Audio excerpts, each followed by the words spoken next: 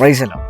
സങ്കീർത്തനം 23 അതിൻ്റെ 1-ാമത്തെ വാക്യം ഇപ്രകാരം പറയും: കർത്താവാണ് എൻ്റെ ഇടയൻ, എനിക്ക് ഒന്നിനും കുറവുണ്ടാകില്ല. പ്രിയപ്പെട്ടവരെ, നമ്മളുടെ ഇടയൻ കർത്താവാണ് എന്ന് പഴയ നിയമത്തിൽ പറയുമ്പോൾ നമുക്ക് പുതിയ നിയമത്തിൽ ഒരു ഇടയനുണ്ട്. ആ ഇടയൻ്റെ പ്രത്യേകത എന്ന് പറയുന്നത് തൻ്റെ ശബ്ദം കേൾക്കുന്ന ആടുകളെ, തന്നെ തിരിച്ചറിഞ്ഞ് തൻ്റെ പുറകിൽ നടക്കുന്ന ആടുകളെ ഒരിക്കലും ഉപേക്ഷിക്കുകയോ തള്ളിക്കളയുകയോ ചെയ്യുന്ന, വെറും ആവശ്യങ്ങൾ മാത്രം നിറവേറ്റി തരുന്ന ഒരു ഇടയനല്ല നമുക്കുള്ളത്. നമ്മളുടെ വിഷയത്തിന് മുമ്പിൽ ഇറങ്ങി നടക്കുകയും നമ്മളെ പ്രൊട്ടക്റ്റ് ചെയ്യുകയും നമ്മളെ യഥാസ്ഥാനത്ത് എത്തിക്കാൻ തൻ്റെ ജീവൻ പോലും പണയം വെക്കുന്ന നല്ല ഇടയനാണ് ക്രിസ്തു. നമ്മളോട് പറയുന്നു, ഞാൻ ഇടയൻ. പ്രിയപ്പെട്ടവരെ, നിങ്ങളുടെ ലൈഫിൻ്റെ അകത്ത് നിങ്ങൾ ബുദ്ധിമുട്ടുന്ന സാഹചര്യമുണ്ട് എങ്കിൽ, നിങ്ങളുടെ ജീവിതത്തിൻ്റെ അകത്ത് നിങ്ങൾ കരയുന്ന സാഹചര്യമുണ്ട് എങ്കിൽ, നിങ്ങളുടെ ഡോറുകൾ മുഴുവനായി അടഞ്ഞിരിക്കുന്ന സാഹചര്യമുണ്ട് എങ്കിൽ, വചനം പറയുന്നത് ഇങ്ങനെയാണ്: നമുക്കൊരു ഇടയനുണ്ട്, അത് കർത്താവാകുന്നു.